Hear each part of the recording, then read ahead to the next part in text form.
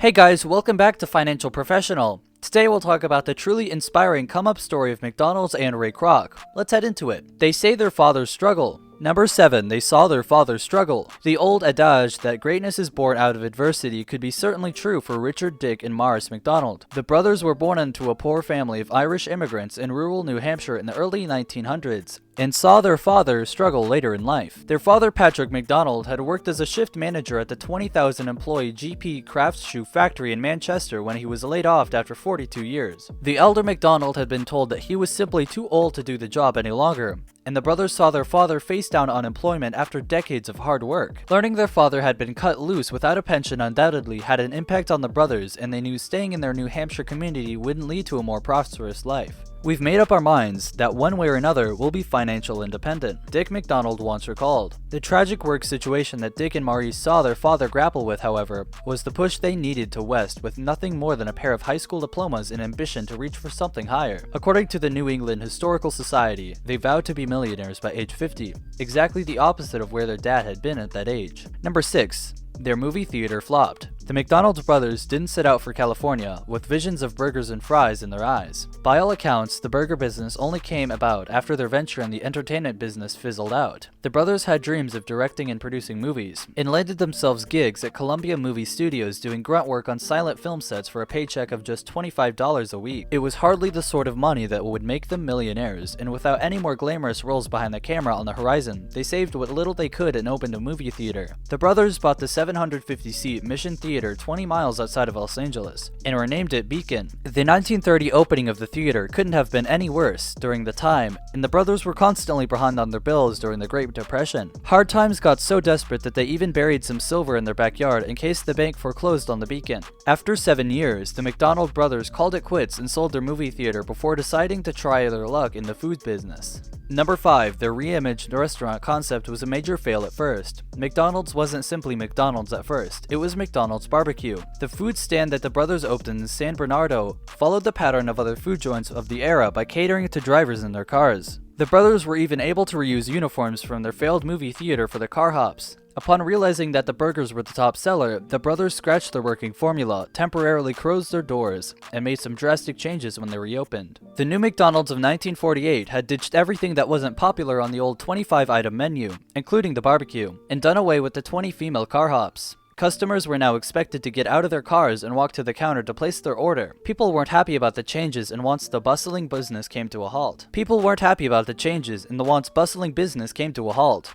would drive up and leave as soon as they realized the car hop wouldn't be coming over to take their order. Even efforts to stage a busy enterprise by having employees park in front failed to bring in much business. Had cab drivers and construction workers not slowly started to trickle in after several months, the McDonald's brothers would have been failures yet again. Number 4. They didn't get much credit for expanding on their own. Time has a way of playing with the facts of history, and that couldn't be more true when it comes to Maurice and Dick McDonald. Both the movie The Founder and general public misconception about Ray Kroc paint the idea that he was the one who had the foresight to expand McDonald's from its original San Bernardino location. According to Smithsonian Magazine, not long after revamping the operations of their hamburger stand and developing the quick-serve method that would make them famous, the brothers were pulling in $100K a year in profits. In 1953, a second McDonald's opened in Phoenix. After that, another popped up in Downey, California. According to the New York Times, by the time Kroc came to the brothers in 1954 to transform their burger joint to the global machine it is today, the brothers already had over 20 locations. Other estimates put it at 6 locations. Unfortunately, the legacy of the McDonald brothers,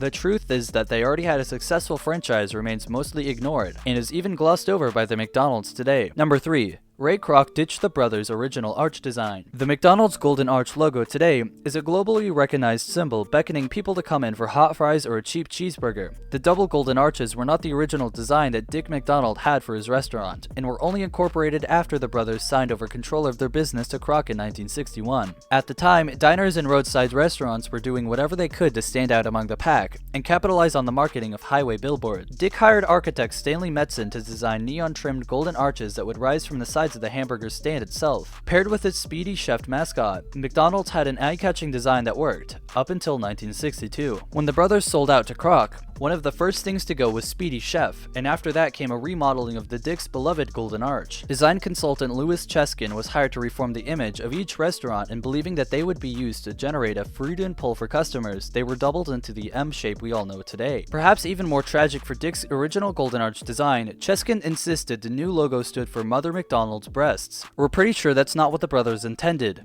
At all. Number 2. Ray Kroc called himself the founder. There's no question that Ray Kroc very much had a monumental impact in making McDonald's the fast food phenomenon that it became. In his eyes, though, the McDonald brothers seem largely to be insignificant to the history of McDonald's. Probably the most notable example of Kroc attempting to write the McDonald brothers out of McDonald's own history would be in his 1970s autobiography, Grinding It Out, Making the McDonald's. In that book, according to Sun Journal, Kroc called himself the founder, claiming the birth of McDonald's dates due to be the first restaurant location under his name in Des Plaines, Illinois. Suddenly, after we sold out, my golly, he elevated himself to the founder, Dick McDonald said. Prior to that, Kroc had merely been a business partner. Up until the time we sold, there was no mention of Kroc being the founder, McDonald said during a 1991 interview with the Wall Street Journal, via the New York Times. If we had heard about it, he would be back selling milkshake machines. It was all ego. Why else would he put a bust of yourself in every store? Why else would you put your name on the placemats, says Ronald McDonald, a new nephew of the brothers.